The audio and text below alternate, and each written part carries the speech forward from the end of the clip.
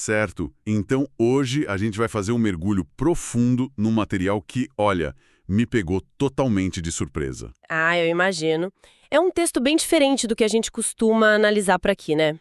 Com certeza, nós estamos prestes a enviar, a máquina mais complexa e letal da história humana de volta para a órbita da Lua. Mas o que dominou a atenção dessa transmissão de rádio recente não foi o sistema de propulsão ou a blindagem térmica. Foi um livro antigo, um texto de milhares de anos levado lá na cabine. Exatamente. Hoje a gente vai dissecar um especial do programa de rádio Antena do Povo. Foi apresentado por um cara chamado Paulo César Nascimento dos Santos e o tema é a Missão Artemis II. A nossa missão aqui é desvendar como essa transmissão pega o absoluto ápice da tecnologia e transforma isso, numa reflexão super profunda sobre a nossa existência. O que é fascinante aqui é o contraste, sabe? O programa não ignora a física da viagem espacial, mas ele escolhe olhar para isso tudo não só como um vácuo que as máquinas vão conquistar. Sim, ele olha como se fosse um espelho, né? Isso, um ambiente extremo que força a humanidade a olhar para o que a gente leva na bagagem. E eu não digo a bagagem física tipo oxigênio e comida, mas a bagagem existencial mesmo. Bom, mas antes da gente entrar nessa bagagem filosófica, a gente precisa estabelecer o cenário real. O que de fato está acontecendo fisicamente nessa missão da Artemis II. A gente precisa da base técnica primeiro. Pois é, porque o texto do Antena do Povo dá um peso histórico imenso para essa missão.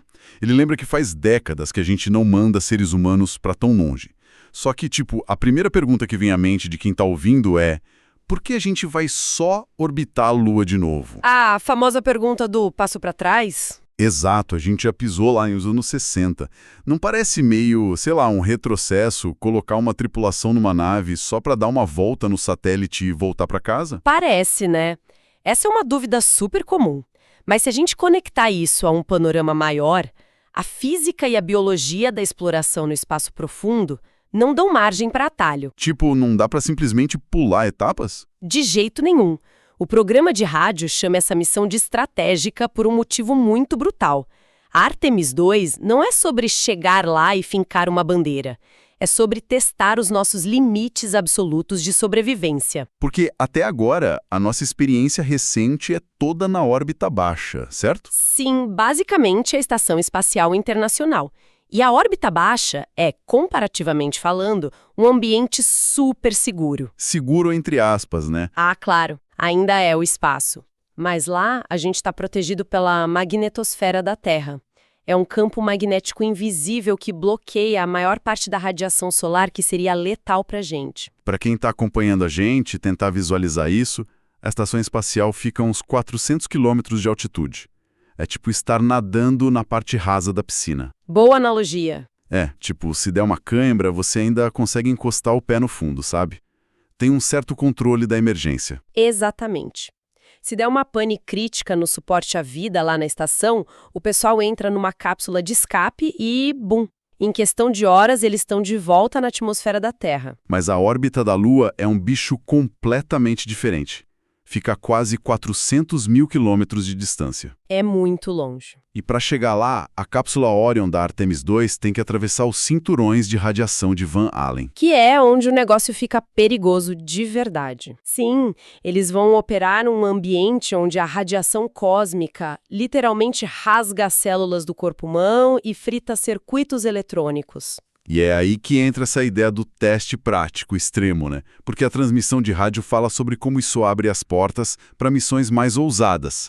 O objetivo final é ir para Marte. Com certeza, Marte é o grande alvo. Mas então, o que exatamente a equipe precisa validar lá na órbita lunar antes de sequer pensar em mandar alguém para o planeta vermelho? Tudo se resume a estressar um sistema chamado ECLSS. É a sigla em inglês para o Sistema de Controle Ambiental e Suporte à Vida da nave. Tá, e o que isso faz na prática? Na órbita baixa, a gente já sabe como reciclar ar e água. Mas a Orion precisa fazer isso de forma totalmente autônoma e sob um estresse térmico absurdo. Eles vão lidar com o calor infernal do lado iluminado da Lua e com o congelamento total do lado escuro. Isso. A Artemis II foi desenhada para ver se o hardware aguenta esse tranco contínuo por dias a fio, sem a ajuda da Terra. E tem mais, a volta é ainda pior. A reentrada. Eu li sobre isso, é assustador. A nave vai bater na atmosfera da Terra a uns 40 mil quilômetros por hora. O escudo térmico tem que segurar temperaturas de quase 3.000 graus Celsius. Nossa. Se der qualquer problema, 1 milímetro de falha no escudo, a nave simplesmente desintegra. Então, fazendo um paralelo, a Artemis II é meio que o ensaio geral definitivo antes da grande estreia. Perfeita, é bem isso. É a prova de que a gente sabe construir o casulo de sobrevivência perfeito, sem resgate rápido, protegidos do calor extremo e da radiação, um triunfo da engenharia aeroespacial. Um triunfo absoluto do método científico e da matemática. E olha, é exatamente depois de estabelecer essa magnitude tecnológica toda que a transmissão do Paulo César Nascimento dos Santos dá aquele salto retórico que a gente comentou. Ah, aí é que a coisa fica realmente interessante, porque o foco do programa de rádio dá uma guinada absurda. Ele sai do hardware de fibra de carbono e vai direto para a mente de quem está lá dentro. Pega muita gente de surpresa, né? Totalmente. O roteiro conta que no meio desse ambiente hipercontrolado, onde cada grama da nave foi calculada, um tripulante declara publicamente a fé dele e leva uma bíblia para o voo. Sim, e o texto da rádio faz um resgate histórico muito inteligente aí. Ele cita a missão Apollo 8. Que foram os primeiros caras a orbitarem a Lua lá no fim dos anos 60. Isso. E na época, eles leram o livro de Gênesis numa transmissão global. Aquela passagem famosa, no princípio criou Deus, os céus e a terra. Essa mesma. E essa conexão que o autor faz é vital. Porque pensa no contexto de 1968. O mundo estava um caos, guerra, assassinatos políticos, convulsões sociais. Ano super pesado. Muito pesado. E de repente vem uma voz humana de trás da lua lendo um texto sobre a ordem da criação.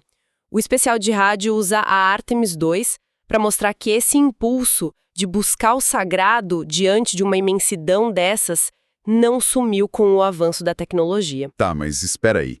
Deixa eu bancar o advogado do diabo por um minuto. Lendo o material de origem, eu achei que rola uma romantização muito forte dessa atitude. Como assim? É que, a gente entende o apelo poético, claro, mas na realidade fria daquela cápsula, a poesia e os textos sagrados não geram oxigênio. É verdade, a física é implacável. Pois é. O que mantém a tripulação viva são as equações, a mecânica de fluidos, o escudo térmico. Então, não soa meio paradoxal que no exato momento em que a humanidade atinge o pico da sua ciência, o indivíduo não celebre a própria ciência, mas se volte para um texto escrito milhares de anos atrás por povos que, sei lá, nem sabiam o que as estrelas eram de verdade? Olha, esse seu questionamento é super lógico. E é justamente esse atrito que deixa a análise tão rica. O autor do programa de rádio constrói a tese dele em cima desse paradoxo exato. Tá, mas qual é a lógica dele, então? Para entender o Antena do Povo, a gente tem que olhar para a psicologia do isolamento no espaço. Tem um termo psiquiátrico para isso, chamado efeito de visão geral. Ah, o overview effect, né? É aquele choque cognitivo que os astronautas têm quando olham para a Terra de longe? Exato. Imagina a cena. A equipe sai da órbita e, de repente, toda a nossa história, as guerras, as filosofias, as fronteiras, tudo isso vira uma bolinha azul flutuando num vazio preto e totalmente indiferente. Deve ser enlouquecedor. Psicologicamente, a mente entra em colapso se tentar processar essa escala só com matemática. A transmissão argumenta que nesse ambiente extremo, isolado por uma chapa de metal e cercado por morte instantânea, a matemática não te conforta. A ciência mede o abismo, mas não dá sentido para ele. Perfeito. A ciência pura não responde o que a gente está fazendo ali. Sabe, tentando entender essa mecânica do argumento sociológico que ele propõe, eu pensei numa analogia com os sistemas da nave, a Orion. Manda ver. No espaço profundo, você não tem um polo norte magnético para usar uma bússola. A nave usa rastreadores de estrelas, os Star Trackers. Ela lê a posição das constelações e usa giroscópios internos para saber o que é para cima e o que é para baixo. Sim, para não perder a orientação. Isso. Se a nave perde essas referências fixas, ela começa a girar fora de controle e a missão acaba. Lendo o roteiro da rádio, me parece que a mente humana é parecida. A gente precisa de um ponto fixo, de um giroscópio existencial para não perder o prumo diante do vazio. E a tecnologia sozinha não é esse giroscópio. Nossa, essa é uma leitura excepcional do argumento do programa. É bem por aí. O Paulo César trabalha a ideia de que a fé e a ciência operam em esferas completamente diferentes na cabine. Elas não estão brigando. Não, elas são complementares. A engenharia e a ciência são os propulsores. Elas dizem como chegar à Lua, como sobreviver à radiação e como voltar. Mas a mente humana é obcecada pela causalidade. A gente quer saber o porquê. Porque a gente existe, porque a gente construiu o foguete em primeiro lugar. Exatamente. Porque existe algo em vez de nada.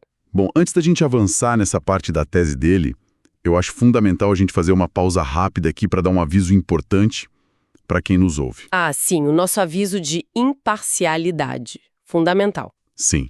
O material de origem que a gente está dissecando tem uma visão religiosa e ideológica muito clara. Ele parte de uma base cristã e criacionista bem forte. E o nosso papel aqui é atuar estritamente como repórteres imparciais das ideias do texto, tá, pessoal?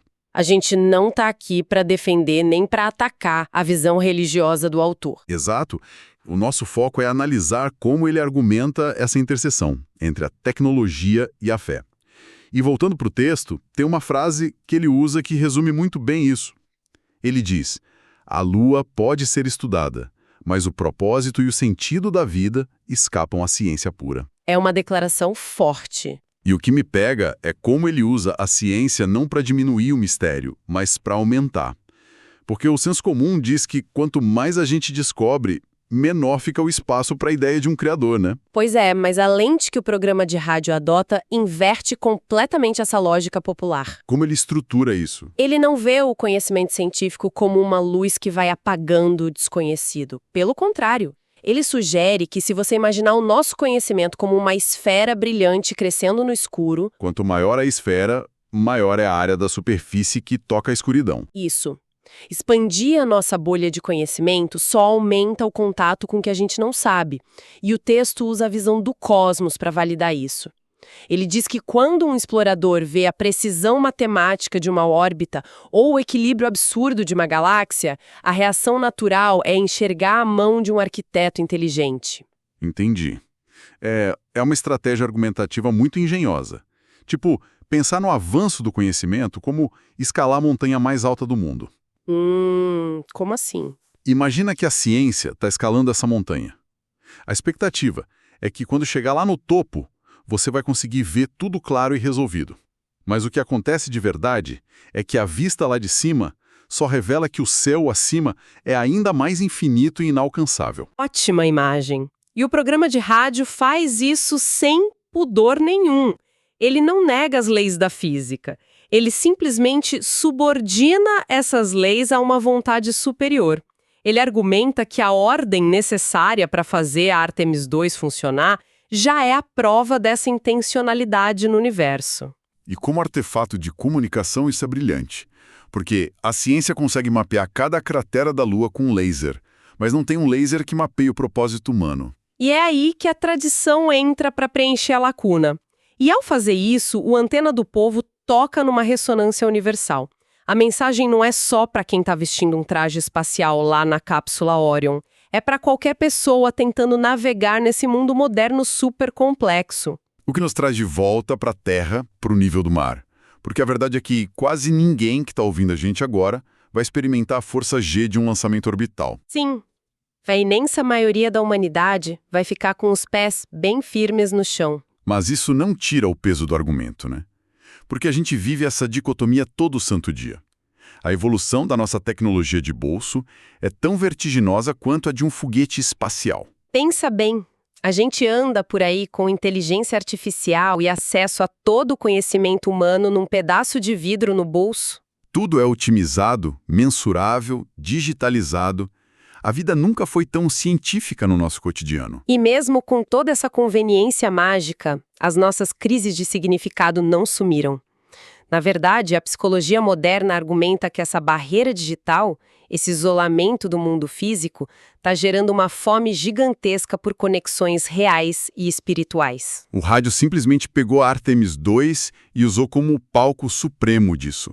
O lugar mais tecnológico e solitário possível para dramatizar uma angústia que a gente sente esperando o ônibus olhando para uma tela brilhante. A exploração não muda a natureza humana, ela só expõe quem a gente é com mais intensidade.